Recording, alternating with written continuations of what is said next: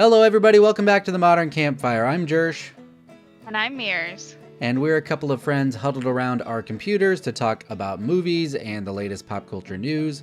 On this episode, we are going to review the movie The Holdovers. The Holdovers is a 2023 American comedy drama film directed by Alexander Payne, written by David Hemmingson, and starring Paul Giamatti, Davine Joy Randolph, and Dominic Sessa.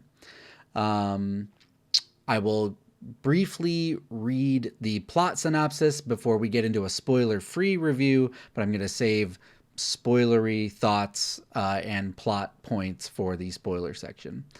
In December 1970, Paul Hunnam is a classics professor at Barton Academy, a New England boarding school that he once attended. Well, I'm not even going to say that. There's like way too much. There's like a lot of plot details in the summary that I selected. I'm sorry about that. A 70s teacher spends a Christmas break at a New England academy with some students. That's what I'm going to say. That doesn't really ruin the movie, in my opinion. Accurate. So, Mears, had you heard of this movie before? Did you see the trailer? What was your familiarity with it? And then what were some overall thoughts? Yeah, so I forget what movie I was seeing, but I was out in a theater and they showed the trailer for it. I think it came out, I want to say, was it like around Thanksgiving, last Thanksgiving or something? The movie Because I came had in out my in October, yes, like right before okay. Thanksgiving, yeah. Because in my mind, I was thinking that it was going to be like a Thanksgiving movie, like that they were staying over Thanksgiving break. So I was Oh, kind of surprised. mm-hmm.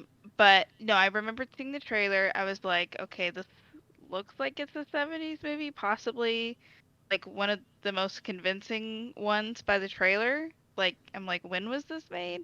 So I was immediately intrigued by that. And I was like, okay, Paul Giamatti's in it. He's a great actor. And just like, I was like, I could tell that it was just like a quirky, weird movie based on the It's trailer and what scenes they picked.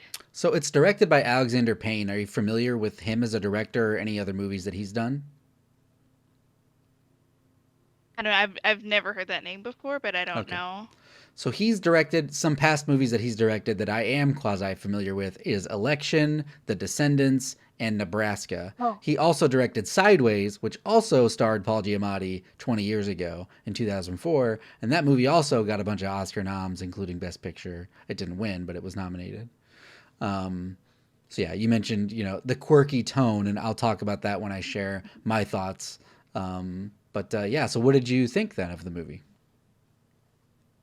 So at first, when it was over, I wasn't sure what to think. After that, I went back. I watched like the first 30 minutes of it again, to kind of like remind myself of like based on the ending, like why was Mm, this, um, and then I skimmed through the rest of it, rewatched a couple scenes back, which I'll talk about in a bit. And I've decided that I like it. It's like I don't think it's for everyone. mm-hmm. Um, and it took a little bit of like a half rewatch to be able to come to that conclusion. Because at first I was a little torn because I'm like, I don't what what did I watch? What kind of movie was this? Mm-hmm. But now that I've taken a second look at it, and then I did read some trivia on it, Mm-hmm. um, I liked it a lot more. And now I think it's like an easily rewatchable movie. I could see myself watching it again. Um, and I understand why it was nominated at the Oscars. Makes sense. Um, and yeah, I think it's a very interesting little movie for sure. Yeah. So the I don't want to. I'll say what I was gonna say for spoiler, but um, man, why is it so hard to find Oscar nominations? It's like okay, I got it. I found it. I wanted to talk about that specifically. Um, so yeah, I like it as well. I think a, I don't a lot of thoughts. I like it as well. the aesthetics and the setting and the setup is probably like my favorite part of the movie. I love the time of year. I love the era. I love the costumes, the cinematography, the texture of the cinematography, which I won't. That was like a total shock to me. Their commitment to that, which is I'll save it for later spoilers. But yeah, the look of the movie is like very unique and very committal. I would say that it's not my favorite Alexander Payne movie. I've liked a couple of his other movies much more than this one, but this one was still really good. I thought the performances were, again, just so naturalistic and realistic. Hmm. And yeah, I'm so appreciative of the movie because you're right. It's like this is for a particular audience. It's either an Hmm. older audience or a younger audience who can appreciate things that aren't splody splode. You know what I mean? Like these Right. types of movies don't get made anymore at all, you know? Right. So the fact that it got well received and picked up and distributed and had a theatrical release before it hit streaming and it got all these nominations, like I'm super happy for the team that put it together because they don't make them like this anymore. I thought the music fit really well, the original instrumental score, and then some of the licensed tracks that they weren't instantly familiar to me, but they just fit right in with the vibe of the movie. Um, I would say I wish it wasn't so predictable. I pretty much so I had seen like clips. I usually avoid trailers altogether, but this one it must have been at Oppenheimer. It must have been teased as early as Oppenheimer. Maybe I feel like I saw it on a giant IMAX screen, That may be where. Yeah. and it was like unavoidable. You know what I mean? And so I remember seeing a little bit of the trailer, and I was also like, I because I avoid trailers, I keep my AirPods in until the movie starts. So I was probably listening to music as well and trying to avoid it. But I just remember again seeing the unique cast of characters and how they're brought together, and thinking like, oh, I know what that kind of movie is. And I ended up being right, but there was one significant surprise that I really appreciated, and I wish there was more surprises as the movie went along like that, and I'll talk about that in spoilers. Yeah, overall, there wasn't things that I disliked. There's just things that, um, I guess, I don't know, just again a little too predictable. From a rewatchability standpoint, yeah, I would like very much classify this as a Christmas movie. There's like some Christmas music in it. There's Christmas trees. It was shot in the snow, which apparently they shot it during a real blizzard. That's like all real snow. They didn't have to use fake Mhm. snow, so they're like really happy about that. And for me, like you said, like every Thanksgiving, Christmas time, it's like a new modern day Christmas spirit movie that you could watch when when the windows are fogged and covered in snow and you're drinking tea or hot cocoa, and it's just you want to be locked in, you want to be a holdover with them. You know what I mean? Right. Um, but and apparently the director hates that it's being called a Christmas movie. He like despises Yeah. that. I read that. I'm like, how are you? It's literally at Christmas with Christmas trees with Christmas music. You had to know Christmas that. music throughout. Yeah. Mm-hmm. Um, so yeah, just overall a really solid movie that is a little bit slower paced. It's a slower burn. It's a little bit more of a character study. There's not giant significant plot things that happens. There's some late stuff at the end that I really feel like should have been. I give the movie credit. It didn't come out of nowhere. It was discussed earlier in the movie, but I just wish that it was teased and dramatized maybe just a teensy bit more because it kind of felt like um, it felt like in Matrix Reloaded, like right before they get to the freeway. But you said never go on the freeway ever, super dangerous. Well, now we don't have a choice. Like you've never mentioned the freeway in a movie and a half. Like you had 90 minutes to talk about the freeway. You didn't talk about it until you were getting ready to turn onto it. I'm not that they're just trying to like act, hurry up and raise the stakes before something happens. And so yeah, that didn't work for me. Yeah. Uh, yeah. And there was a little too much exposition, I thought, where they were like at the beginning, specifically when they were setting up like why he is why Paul Giamatti's having to do what he does in the movie, and they say, "Oh, Mm-hmm. you remember? It's because you did this and this and this and this." And then like it was a little too like explainy for me. Yeah. Um, but yeah. So yeah, for movie nerds like us, we're gonna pick up on that. General public probably is like, oh, now I'm caught up on what's going on. But like Hmm. generally, generally in movie writing and in writing in general, to keep the plot moving for an audience or a reader, you don't want characters explaining things to each other that they already know. Like, you know how your dad died and it made you feel like crap, right? Like you don't want to do that. So, like, and a really good example of this is the movie Looper. In the movie Looper, uh, which again, I mean, Ryan Johnson's best film by a wide margin. Um, in the movie Looper, they do a really good job of, like, when they come back to the scene, it's like he just filling in this character on the story. Like, oh, so that's what got you here. Yep, and I didn't need you to tell me, you know. So yeah, I agree with you, especially early on that setup. So yeah, anything else spoiler free you want to mention before we get to scores, or go ahead and rate it? Um, I'm ready to go. You know, okay, go ahead. So what do you give it? Um, so I keep jumping back and forth. I think I'm gonna go ahead and do, and I love these 7.5. I love those little half. I was bouncing back and forth between a 7.5 and an 8. Um, but I think, yeah, I'm gonna keep it at a 7.5. I'm actually at a, Marshmallows. I'm actually at a 7.5 as well, 7.5 marshmallows, which I guess we should put up this rating chart somewhere for if people start to Right. care someday. It's on my website, but it's not on anything Modern Campfire related. Maybe I'll share it in the Discord or put a website together really quick or something, or post it on the community page. I don't know, but yeah. So a 7 is something that is great, a solid effort that succeeds in what it attempts and is mostly enjoyable, but is held back by either a technical issue or a creative choice. So I give it a 7.5 because it did have that little extra touch, that little extra emotion for the performances, the technical prowess on display, achieving the look, pulling off the look that they set out to achieve. But I do think that if you if you are somebody who wants a laugh every 5 minutes or an action set piece every 5 minutes or a really twisty, windy plot like a Christopher Nolan movie, like this is not going to be for you. It's like a very straightforward, performance driven, um, you know, snow movie, not Christmas.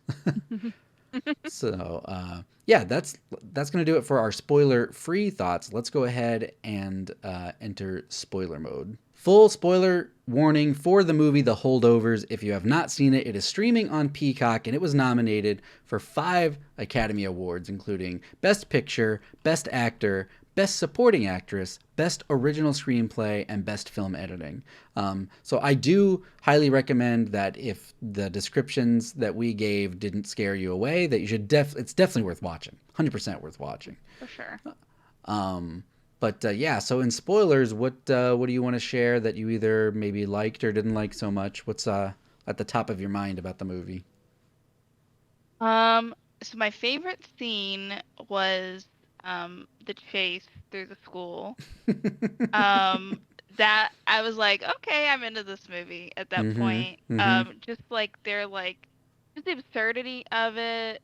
And just that's another detention, and just like, oh my gosh. And then of course with how he dislocates his shoulder, and just the absurdity of that, and then how it immediately cut to them like trying to de-ice the windshield. I was like actually laughing. That It was was a like, really good hurry up, edit. hurry up. Mm-hmm. And Um, I mean, it should win the Oscar for that, just for that scene, for the editing.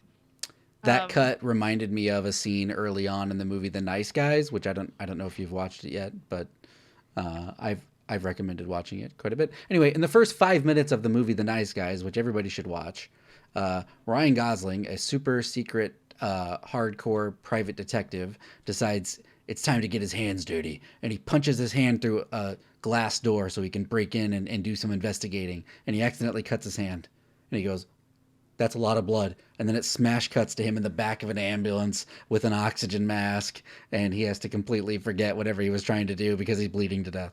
Anyway, so But yeah, that really reminded me of that. I'm like, that is a solid comic timing edit for sure. Mhm. Um, Mhm. yeah, that That's kid kind of that played Angus. This is his first movie role. He was plucked wow. out of New England just because he was enrolled in some drama classes there, but he'd never acted in a film before. I thought he was awesome. I thought he was amazing. Yeah, it was very it was a very genuine performance. I believed like that he was this, kid in 1970 that, was kicked out of school 3 times and was, kind of secretly smart, but was afraid that he was gonna, screw it all up. And Mm-hmm. um, yeah, I thought he was really good. I thought he looked familiar, so I looked him up and I was like, oh no, he's literally this is the only thing. So I mean, what a an incredible first movie for your career is, this your first movie gets nominated for 5 Oscars, and Mm-hmm. you get all this um exposure and recognition. So I think we'll definitely be seeing him around. I thought all of the acting was terrific. I don't know if I agree with all these nominations for the acting though. Like on the technical side, the cinematography, um, maybe screenplay. There were a couple of lines when they're saying their final goodbye, and the kid's like, "Yeah, that's what I was gonna say." I was like, I love that. Like Paul Giamatti gives him this great, like, it's gonna be okay. You're gonna do well. Stay strong. And the kid doesn't know what to say, and he's like almost starting to cry, and he's like, "Yeah, that's what I was gonna say." Like, I loved that so much. It was so perfect. Um, it's like, I love you. I know. um, but I feel like Paul Giamatti was so born to play this role. Like this is a role he's played over and over, and now he's finally been cast to his ticks, to his delivery, to his natural mannerisms. That it's like, yeah, like he was really really perfect in the role. But I still was like, I feel like I see Paul Giamatti with a fake eye. Like that's what I was seeing. You know what I mean? Yeah. Um, Yeah, it was definitely reminding me of, there were elements of pig vomit. There were elements of, I don't know if you ever saw Big Fat Liar. That was like a movie from the early no, but I know he was in 2000s that that. he was Yeah. in. Kind of a similar, he was in, I believe he was in Rock of Ages, where he played kind of like a similar, like asshole role, which I feel like is what he pretty much always does. So it was nice to see that there was that he wasn't completely one, that he had like a softer side, and there was Yeah. kind of like a reason why. And so I like that they gave him a reason. He wasn't just a jerk just to be a jerk. Um and that he and the kid were more alike than they were different. And it wasn't just character backstory, it was explained in the movie and a part of the movie. I feel like maybe movies maybe do the work sometimes, but they leave it in the backstory instead of really adding textured Hmm. characterization like this movie really did. I felt like, the way that the teacher keeps bringing up odd historical facts that nobody gives a shit about but him, and the fact, and I thought I was seeing things, but I looked up the trivia. They for sure kept switching the eye. They were switching it back Yeah, and forth throughout the 'cause I production. was trying to track it. I was like, Mm-hmm. now which eye is which? And then I It was like, oh, mixes wait a up. minute. Yeah.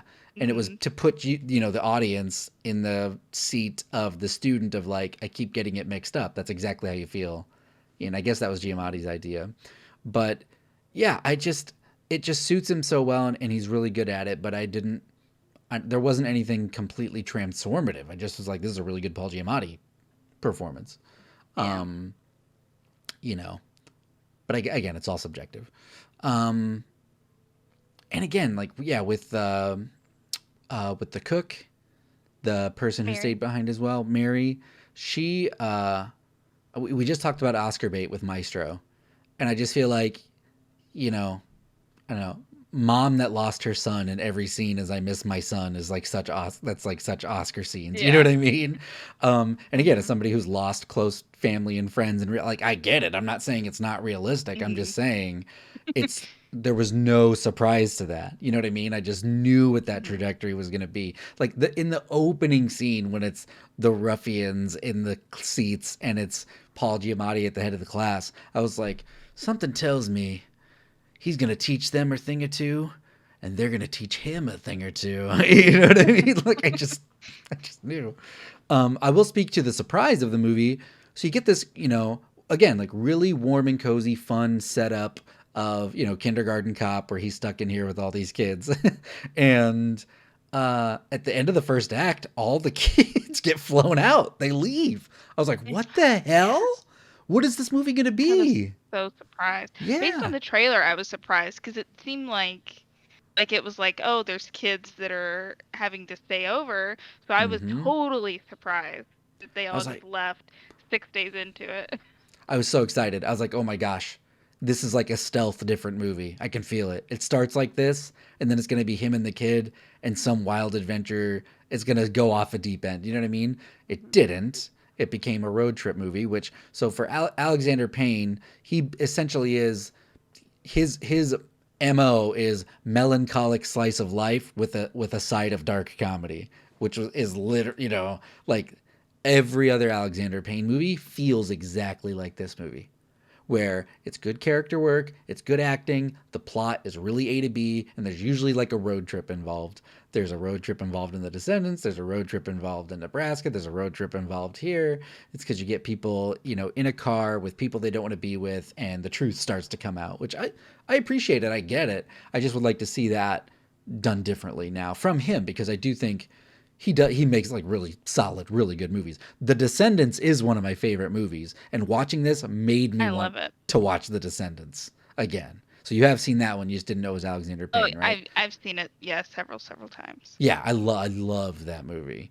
Um, and yeah, so he direct that's it. That's him. That's his style. It's Okay. this awkward, group of people stuck together through an uncomfortable situation, almost Wes Anderson style. Again, this like almost nihilistic comedy. This like dark comedy. Anyway, um, I was surprised the kid broke his shoulder. I rewatched the trailer after I watched the movie, and they spoiled that. They gave that away. Or no, it was Oh, like really? right. So how at the end of the trailer is the chase.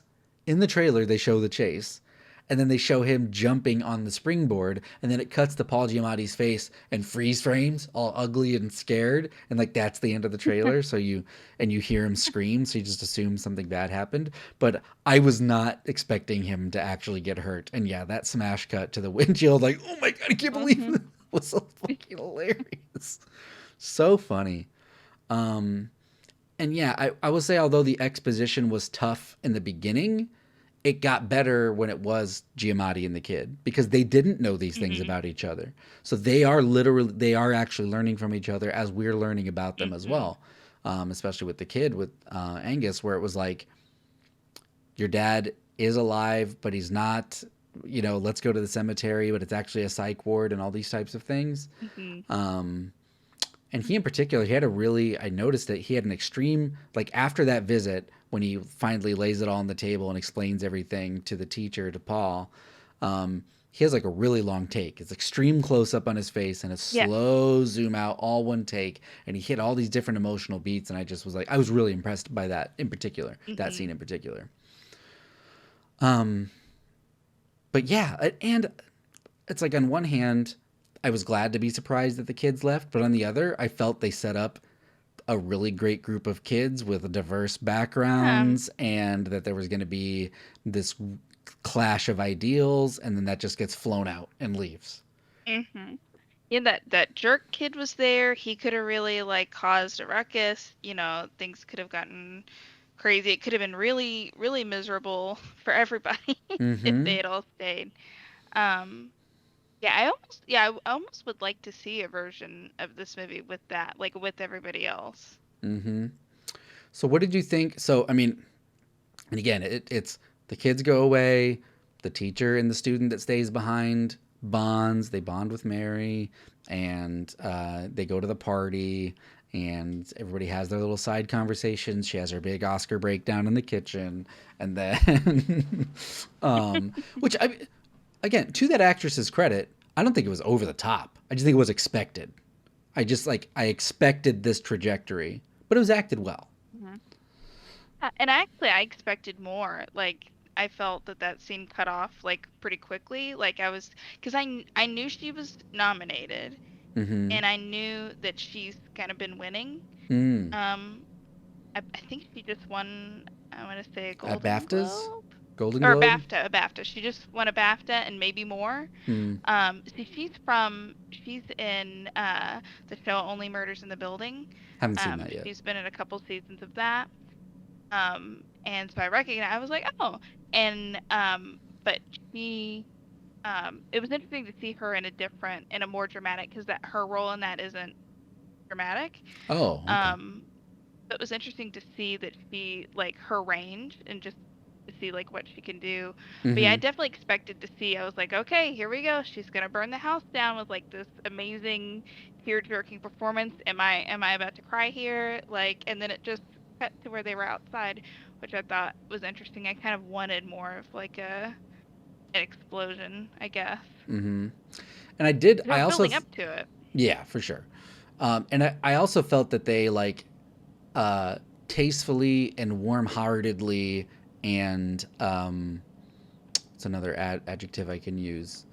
Um, in a good-hearted way, peppered in some commentary about the world and society, and some kids are born lucky, you never know struggle. Some kids have to go join the military and go to Vietnam, and some kids don't. Some of it's the Mhm. luck of the draw, some of it's racism. You know what I mean? It's kind of peppered in, and I love that because it's like that's not what the movie was about. Like if those concepts fly over you, you still have, a character driven buddy comedy in this winter setting. But if you appreciate, deeper levels of things, like some of that stuff is there, which I kind of appreciated that. Um, so they bond, they grow closer. Of course they do. We knew they would.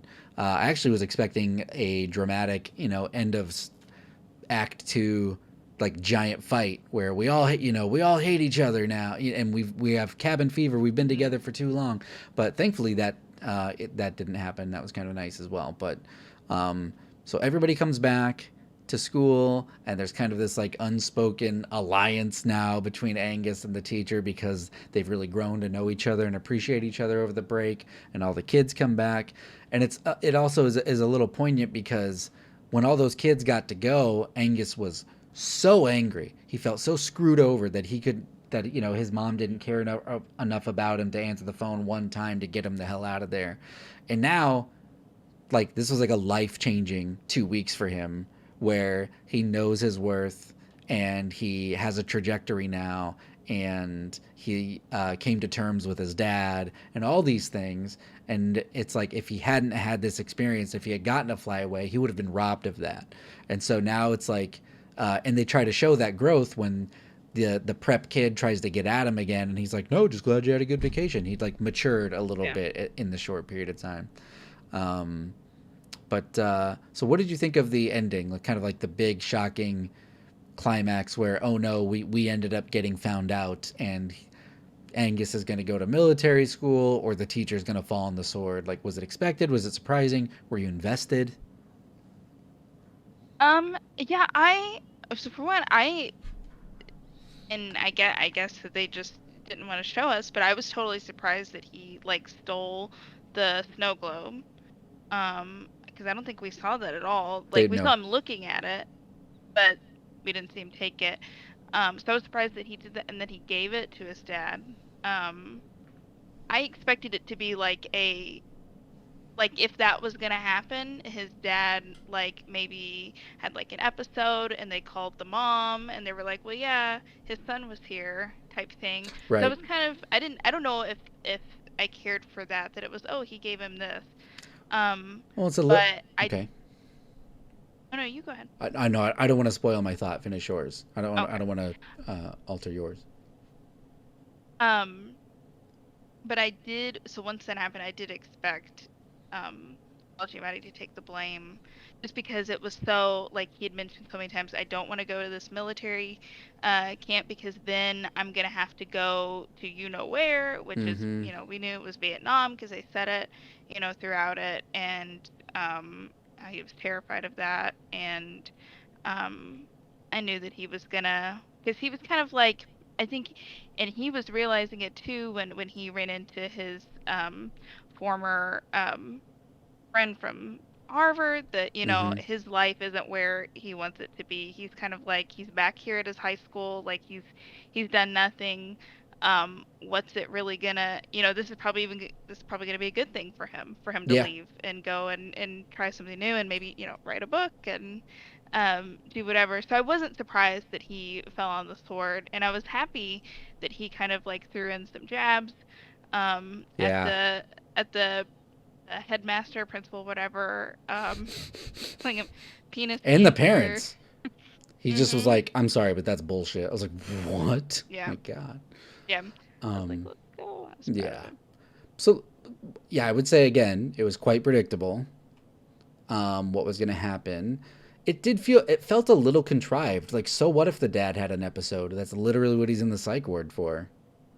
Yeah. What's the difference? You know what I mean? Like, I just felt there could have been a different, almost literally any other reason to say we're shipping him out other than, you know. But I from a story structure perspective, I understand, you know, I tried to do a good thing and now I'm being punished for it. You know, that's drama and conflict, and that's like, you know, actually, you know, really good. I get it. But it just felt like, I don't know, anything else for the dad to do even, but except the fact of he had another violent episode. Of course he has one every day. That's like what he's there for. So what, you know? Also, side note, the Stanley, the mom's boyfriend, is Tate Donovan. He's the voice of Yeah. Hercules from Disney's Hercules. Um, Yeah, he was barely in it because I saw his name at the beginning, and then I I was kind missed of like it. waiting to see him. And yeah, and then it was like, oh yeah, he's supposed to be in this movie, and then he was in it for like 5 seconds. And it's amazing that I missed it because there was 8 minutes and 51 seconds of opening credits in this Hmm. movie. Like the credits would not stop. And apparently, of course, that Yeah. was all in service of the look, which I guess we can talk about the look. This is like a Hmm. straight up Yes. 70s movie. It looked Yeah. beautiful. I The had to film look it up. grain. Yeah. I had to look it up. I was like, did they shoot this on film? They didn't. They shot digital and they added all of the effects Right. post process, but it looked Which amazing. I'm like the most impressed by that, I think, because it literally looked like film, like the scratches and like, I mean, the whole time. I definitely did not expect it to be digital. I was like, oh, they definitely shot it on film. Yeah, I thought so too. Um, I was like, this had to have been shot on film, and it wasn't. Nobody so far. I think The Lighthouse is the only movie brave enough to go really old school, where they use those 100-year-old Ben Hur cameras with real film stock and all mhm. that stuff.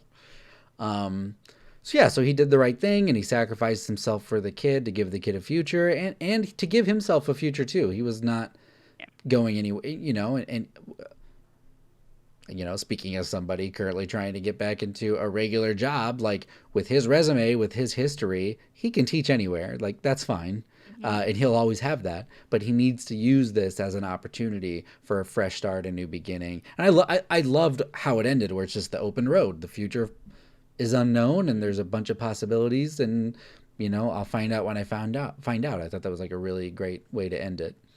Um, so yeah, overall, I really enjoyed it. Just a slightly predictable and kind of slightly kind of been there and done that for Alexander Payne in particular in comparison to the other movies that he has done. But still, definitely worth watching, and I'm glad that we checked it out. Anything else you want to add to about the movie at all? Um, I'm just interested to see how it's gonna do at the Oscars and how like the general public, what everybody else thinks about it. People who aren't, you know, film nerds, what they would Mm-hmm. think. Mm-hmm. We will have to wait and see. And as we continue to go through our Best Picture nomination reviews, we will eventually lead up to an Oscars prediction show. So if you are enjoying this podcast or this video series, please like the videos, subscribe if you're new, and comment and engage in a conversation with us. We'd really appreciate it. As always, thank you for watching or listening. Until next time.